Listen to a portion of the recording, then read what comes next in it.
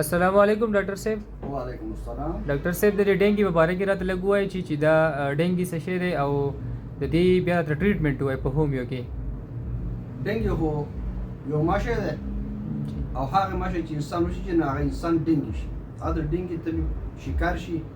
او دا دغه چې دی دا که فرض کړه دا ماشه ډنګي شوی نو دا ماشه چې هر څوک چې نه دا به د ډنګي د مرض شکار کېږي او تبه به راځي.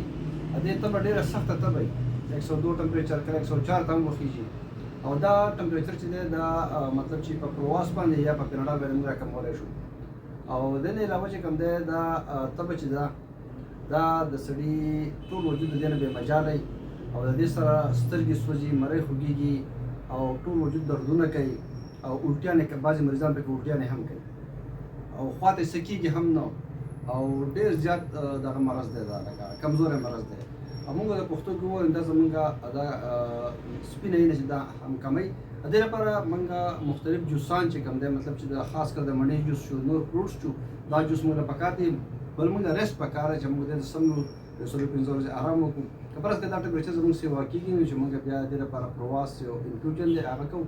او که فرض کړه لږ سیوا کېږي نو بیا موږ په کاناډا ګولۍ 3 ټایم د ورځې خواړه شو ډل دی. صحیح ده. دې نه علاوه د هومیوپیتھیک کې تاسو ټریټمنټ وایي. په هومیوپیتھیک کې د ډنګي ټریټمنټ شته.